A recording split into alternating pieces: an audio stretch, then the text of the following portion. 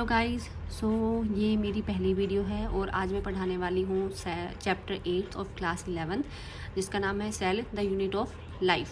ठीक है, तो इसमें सबसे पहले सेल के बारे में पूछा गया है कि सेल जो है तुम्हारी सेल होती क्या है। तो सेल की डेफिनेशन के अगर हम बात करते हैं तो सेल एक फंडामेंटल क्या होती है, स्ट्रक्चरल एंड फंक्शनल यूनिट होती है ऑल लिविंग ऑर्गेनिजम्स की, सारे लिविंग की, नॉन लिविंग की नहीं भाई, लिविंग ऑर्गेनिजम्स की। ठीक है, सेल के बेसिस पे टू टाइप के ऑर्गेनिजम्स होते हैं तुम्हारे, एक तुम्हारे होते हैं यूनिसेलुलर, ठीक है, और एक तुम्हारे होते हैं मल्टी सेलुलर। जैसे तुम्हारा मल्टी सेलुलर, यूनी का मतलब होता है सिंगल, मतलब वन, जिसको हम वन भी बोलते हैं, और मल्टी का मतलब होता है बहुत सारे, मल्टीपल, बहुत सारे। ठीक है, जो यूनिसेलुलर ऑर्गेनिजम्स होते हैं ना वो इंडिपेंडेंटली एग्जिस्ट करते हैं, इंडिपेंडेंट होते हैं वो, इंडिपेंडेंटली एग्जिस्ट करते हैं वो। इंडिपेंडेंटली एग्जिस्ट का मतलब होता है जैसे हम करते हैं, जैसे एनिमल्स करते हैं, हम क्या करते हैं, इंडिपेंडेंटली एग्जिस्ट करते हैं। ठीक है, दूसरा इसमें इसकी क्या प्रॉपर्टी होती है कि इसमें जो सारे एसेंशियल फंक्शंस होते हैं ना ये वो भी परफॉर्म करते हैं। एसेंशियल जो जिंदा रहने के लिए जो सारे जो फंक्शंस चाहिए, जैसे हम सांस लेते हैं, हम सांस भी लेते हैं, हम खाना खाते हैं, हम डाइजेशन करते हैं, हमको तो उन जैसे हमारी मेन इसेंशियल क्या होती है कि हमारा खाना खाना, उसको डाइजेस्ट करना, हमारी बॉडी में एनर्जी आना, हमें सांस लेना, हमारा हार्ट का पंप होना, तो ये कौन करता है, अलग अलग सेल्स करती हैं। ठीक है, उसमें से जो सारी जो एक्टिविटीज़ हैं वो कौन करेगी, एक सिंगल सेल करेगी। हमारे में वो सारी एक्टिविटीज़ कौन करती है, मल्टीपल सेल्स करती हैं, और इसमें क्या करेंगे, यूनिसेलुलर में सिंगल सेल्स करेंगे। तो ये इसके करैक्टरिस्टिक्स हैं यूनिसेलुलर ऑर्गेनिजम्स के। ठीक है, उसके बाद सेल को सबसे पहले किसने दिया था, सेल को सबसे पहले दिया था तुम्हारा, किसने दिया था, रॉबर्ट हुक ने दिया था। कब दिया था तुम्हारा, 1665 में सबसे पहले। और उसने कौन सी सेल दी थी तुम्हारी, डेड सेल दी थी, कॉर्क डेड सेल।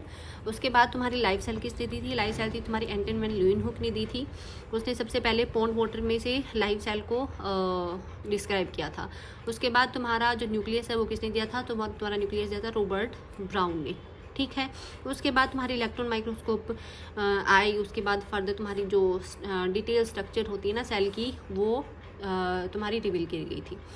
अब हम आते हैं सेल थ्योरी में। तो दो साइंटिस्ट थे, एक स्वील्डन था, एक स्वान था। स्वील्डन एंड स्वान दोनों ने ही अलग अलग क्या दी थी, स्टेटमेंट दी थी। स्वील्डन ने बोला था कि सारे जो प्लांट्स होते हैं ना, सारे प्लांट्स और प्लांट टिश्यूज़ होते हैं वो किससे बने होते हैं, सेल से बने होते हैं।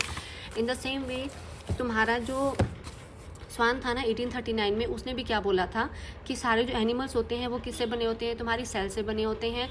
और जो सेल होती है ना, जो सेल होती है वो सबसे आउटर उसके एक थिन लेयर होती है, वो कवर्ड होती है, जिसको आज के टाइम पे प्लाज्मा मेम्ब्रेन बोला जाता है। उसने ये भी बोला था कि एक सेल वॉल प्रेजेंट होती है। तो सेल वॉल किस में प्रेजेंट होती है, प्लांट्स में प्रेजेंट होती है, सेल वॉल एनिमल्स में प्रेजेंट नहीं होती है, ये बात याद रखना। सेल वॉल किस में प्रेजेंट होती है, प्लांट्स में प्रेजेंट होती है। उसके अलावा तुम्हारी एल्गी में भी सेल वॉल प्रेजेंट होती है, और तुम्हारे यूकैरियोटिक बैक्टीरियाज में भी सेल वॉल प्रेजेंट होती है। माइक्रोप्लाज्मा को छोड़ के माइक्रोप्लाज्मा में सेल वॉल नहीं होती है। ठीक है, स्वान ने ये भी प्रपोज किया था कि उसने एक हाइपोथेसिस दी थी, उसने बोला था कि एनिमल्स और प्लांट्स किससे बने होते हैं, तुम्हारे सेल्स एंड सेल्स के प्रोडक्ट से। ठीक है, अब उन्होंने ये नहीं बताया था थ्योरी में कि जो सेल्स होती हैं वो कहाँ से आती हैं। अब कोई भी सेल है वो कहीं से तो आई होगी ना, तो इसका किसने बताया, एक और साइंटिस्ट था तुम्हारा रुडोल्फ विर्चो, उसने ये बताया था कि जो सेल होती है वो किससे बनी होती है, प्री एग्जिस्टिंग सेल से।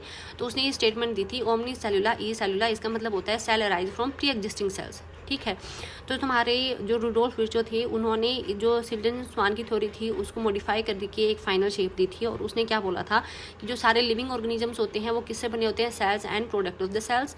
और उसके अलावा सेकंड पॉइंट उसका ये था कि सेल्स किससे अराइज होती हैं, तुम्हारी प्री एग्जिस्टिंग सेल से। ठीक है, अब आता है ओवरव्यू ऑफ सेल।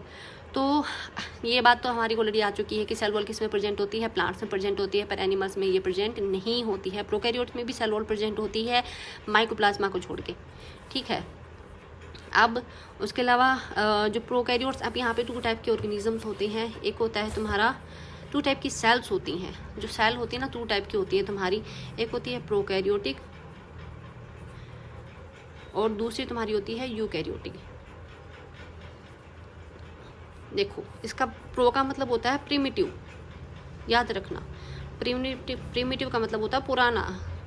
ठीक है, तो पहले जो सेल्स आई थी वो प्रोकैरियोटिक थी, और यू मतलब न्यू, जो नई सेल्स थी। अब प्रोकैरियोटिक सेल है तो इसमें कुछ चीज़ें एब्सेंट होती हैं। कौन कौन सी होती हैं तुम्हारी? सबसे पहले तो तुम्हारी जो न्यूक्लियर मेम्ब्रेन होती है, कौन सी? न्यूक्लियर मेम्ब्रेन, वो तुम्हारी प्रोकैरियोटिक सेल्स में नहीं होती है। दूसरा क्या है, तुम्हारी जो सेल ऑर्गेनेलीज होती हैं, ठीक है, वो भी प्रोकैरियोट्स में नहीं होते हैं, एक को छोड़ के, and that is ribosomes. Ribosome जो होती है ना वो दोनों में प्रेजेंट होती हैं, प्रोकैरियोटिक में भी यूकैरियोटिक में। डिफरेंस क्या होता है? प्रोकैरियोटिक में वो 70S होती है और यूकैरियोटिक में वो 80S होती है। इसके बारे में हम डिटेल्स में पढ़ेंगे, ठीक है। अभी के लिए यही याद रखना। अब एक और बात यहाँ पे आती है, जो राइबोसोम्स हमारे होते हैं उसके अलावा एक और होता है, दैट इज सेंट्रोसोम। सेंट्रोसोम याद रखना तुम्हारे सेल डिवीज़न में हेल्प करता है, ठीक है, सेल डिवीज़न में हेल्प करता है। तो ये जो दोनों होते हैं ना, इस पे मेम्ब्रेन नहीं होती है। ये ऐसी ऑर्गेनेलीज होती हैं जिस पे कोई भी मेम्ब्रेन नहीं होती है। ये दोनों आ सकती हैं कि ऐसी कौन सी ऑर्गेनेलीज है जिसमें मेम्ब्रेन नहीं होती है, तो तुम्हारा राइबोसोम्स एंड सेंट्रोसोम, इसमें मेम्ब्रेन नहीं होती है।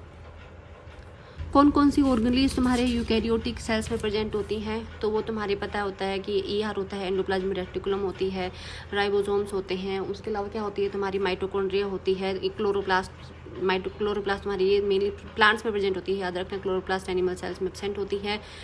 ER होता है। उसके अलावा तुम्हारी क्या होती हैं? लाइसोसोम्स होती हैं, जिनको क्या बोला जाता है? सुसाइडल बैग भी बोला जाता है। उसके अलावा तुम्हारा गोल्जी कॉम्प्लेक्स होता है, और उसके अलावा बहुत सारी ऑर्गेनेलीज प्रेजेंट होती हैं, ठीक है। जो और ये सारी जो ऑर्गेनेलीज होती हैं, इसमें सिर्फ राइबोसोम्स को छोड़ करके सारी अब तुम्हारे एब्सेंट होती है। किसमें? प्रोकैरियोट्स में ये सारी तुम्हारी एब्सेंट होती है, राइबोसोम को छोड़ करके, मैंने पहले भी बताया था तुम्हें। उसके अलावा इनकी शेप एंड साइज़ की हम बात करते हैं तो अलग अलग शेप होती है सबकी।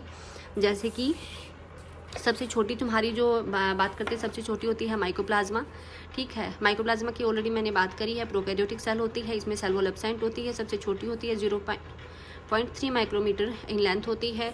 सबसे बड़ी कौन सी होती है? तो याद रखना ऑस्ट्रिच की होती है। उसके अलावा तुम्हारी जो बैक्टीरिया है उसकी लेंथ 3 to 5 माइक्रोमीटर की होती है। जो HBC human red blood cells होती है ना, एरिथ्रोसाइट जिसको बोलते हैं, वो 7 माइक्रोमीटर इन डायमीटर की होती है, ठीक है। अलग अलग शेप्स होती हैं सेल की, जैसे कोई डिस्क लाइक होती है, कोई कोलमनार होती है, कोई क्यूबॉइडल होती है, इरेगुलर भी होती हैं। तो इसमें तुम्हारे दिए गए हैं, जैसे कि RBCs उनकी कैसी है तुम्हारी? राउंड एंड बाइकनकेव है। तुम्हारे WBC की अमीबॉइड है। तुम्हारे कोलमनार एपिथेलियन सेल्स की लॉन्ग एंड नैरो है। तुम्हारी नर्व सेल्स की ब्रांच एंड लॉन्ग है। ट्रैकिड्स जो मेनली प्लांट्स के तुम्हारे जाइलम फ्लोएम में प्रेजेंट होते हैं, ये एलोंगेटेड होते हैं। मीजोफिल्स कैसी होती है? राउंड एंड ओवल होती है, ठीक है। मीजोफिल्स किस में प्रेजेंट होती है? तुम्हारे प्लांट्स में, ये भी प्लांट्स में प्रेजेंट होती हैं। प्रोकैरियोटिक सेल्स का मैंने ऑलमोस्ट तुम्हें बता चुकी हूँ मैं तुम्हें। कुछ एक एग्जांपल देख लो, जैसे कि इसमें इंक्लूड होते हैं तुम्हारे बैक्टीरिया। ब्लू ग्रीन एल्गी है, इस एल्गी मत लगाना, इनको ये एल्गी नहीं होती है। ये भी क्या होती है? तुम्हारी बैक्टीरिया होती है, इनको साइनोबैक्टीरिया बोला जाता है। ब्लू ग्रीन एल्गी इसलिए इनको बोला जाता है क्योंकि इसमें क्लोरोफिल होता है और ये फोटोसिंथेसिस कर सकती हैं, ठीक है। उसके अलावा माइक्रोप्लाज्मा होता है, PPLO, प्लूरोनिमोनिया लाइक ऑर्गेनिजम्स भी होती हैं। इसमें अलग अलग शेप होती है। इनकी शेप के अकॉर्डिंग इन्होंने बता रखा है कि बेसिलस है तो बेसिलस बैक्टीरिया जो है उसमें रोड्स लाइक होते हैं। कोकस जो होते हैं वो स्फेरिकल होते हैं। विब्रियो होते हैं उसमें कोमा शेप्ड होती है। स्पाइरलम स्पाइरल होती हैं, ठीक है। उसके अलावा माइकोप्लाज्मा का मैंने ऑलरेडी तुम्हें बता दिया है कि उसमें सेल वॉल नहीं होती है। प्रोकैरियोट्स में माइकोप्लाज्मा में सेल वॉल नहीं होती है। इनकी में प्रोकैरियोट्स में जो DNA होता है वो सर्कुलर होता है, ठीक है। सिंगल क्रोमोसोम होता है या फिर सर्कुलर DNA होता है। उसमें एक बात याद रखना कि इसके अलावा जेनेटिक के अलावा उसमें एक और जीनोमिक DNA के अलावा उसमें एक और DNA होता है, दैट इज़ प्लाज्मिड। और ये जो प्लाज्मिड होता है ना वो वेक्टर के फॉर्म में यूज़ किया जाता है। हायर क्लासेज में तुम पढ़ो या फिर बायोटेक्नोलॉजी में तुम पढ़ोगे तो उसको ऐसे वेक्टर के फॉर्म में यूज़ किया जाता है जेनेटिक मॉडिफिकेशंस वगैरह जब करते हैं ना, तो उसमें। अब उसके अलावा जो न्यूक्लियर मेम्ब्रेन होती है ना, जो प्रोकैरियोट्स हैं तो उसमें सारी ऑर्गेनेलीज एब्सेंट है, तो कोई ना कोई तो वो फंक्शन करेगा। तो वो कौन करता है? तुम्हारी जो न्यूक्लियर मेम्ब्रेन एब्सेंट होती है। जो सेल मेम्ब्रेन होती है ना प्रोकैरियोट्स में, वो अंदर की तरफ इनफोल्ड करके क्या बनाती है? तुम्हारी अंदर की तरफ इनफोल्डिंग्स ऐसे करके, अंदर की तरफ इनफोल्डिंग्स करके, ये जो इनफोल्डिंग्स होती हैं इनको मीसोसोम बोला जाता है प्रोकैरियोट्स में। और इन्हीं मीसोसोम में जो रेस्पिरेशन वगैरह होता है या फिर जो प्रोटीन सिंथेसिस होती है या फिर ATP सिंथेसिस होती है, वो सारी इस मीसोसोम में होती है। तो जो एसेंशियल फंक्शंस है लाइफ के वो इसमें होते हैं। ये क्या होती है? इनफोल्डिंग्स होती हैं। किसकी होती है इनफोल्डिंग्स? तुम्हारी मेम्ब्रेन की होती है, सेल मेम्ब्रेन की, ठीक है। बस अभी आज तो यहीं तक पढ़ते हैं, बाकी कल देखेंगे। Bye bye.